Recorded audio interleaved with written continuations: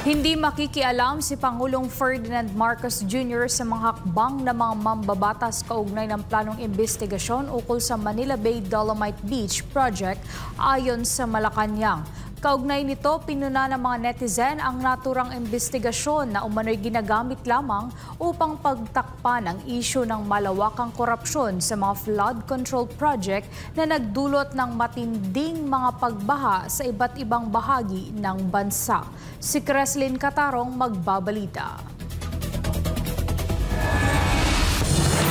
Sisimula na ng House Committee on Public Accounts ang investigasyon kaugnay ng Manila Bay Dolomite Beach Project sa November 17. Ang Dolomite Beach Project ay bahagi ng Manila Bay Rehabilitation Program na inilunsad noong 2020 upang linisin at buhayin ang dating maruwing bahagi ng baybayin. Dati-rati, puno ito ng basura at mabahong amoy na nagdudulot ng panganib sa kalusugan. Ngunit ngayon ay naging paboritong pasyalan ng mga taga-Maynila at turista. Kaugnay ng ikakasang investigasyon ng Kamara, inihayag ng Malacanang na iginagalang nito ang naturang hakbang ng ilang mambabatas. Layunin umano ng pagsisiyasat na alamin kung kinakailangan ba ang proyekto batay sa Manila Bay Sustainable Development Master Plan at sa continuing mandamus ng Korte Suprema para sa rehabilitasyon ng Manila Bay. Sinabi ni Palace Press Officer at Presidential Communications Office Undersecretary Claire Castro na malinaw ang paninindigan ng administrasyon hinggil sa paghihiwalay ng kapangyarihan ng mga sangay ng gobyerno. Tiniyak din ng opisyal na hindi makikialam si Pangulong Ferdinand Marcos Jr. sa isinasagawang mga hakbang ng lehislatura bilang pagpapakita ng respeto sa mandato ng Kongreso.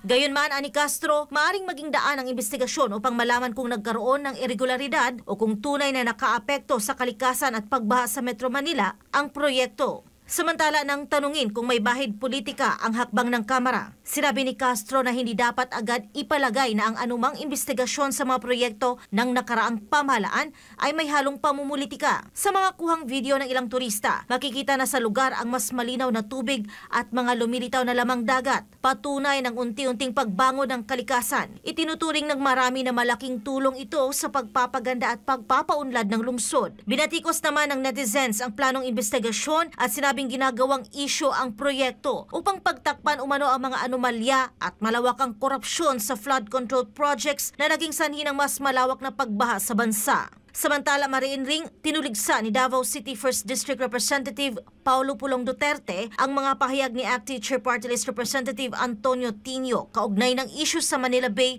Dolomite Beach Project. At sinabing ginagamit umano ito bilang kasangkapan sa pamumulitika at pagtatakip sa mas malalaking isyu ng katiwalian sa gobyerno. Sa isang opisyal na pahayag, sinabi ni Congressman Duterte na kung tunay na hangarin ng mga kritiko ang transparency at accountability, dapat ay kasabay nilang papanagutin ang mga opisyal na sangkot sa umano'y katiwalian sa kasalukuyang administrasyon. Kabilang na ang nagpatibay ng umano'y pinakakorrupt na budget mula 2023 hanggang 2025. Para sa Diyos at sa Pilipinas kong mahal. Ito si Creslyn Catarong, SMNI News.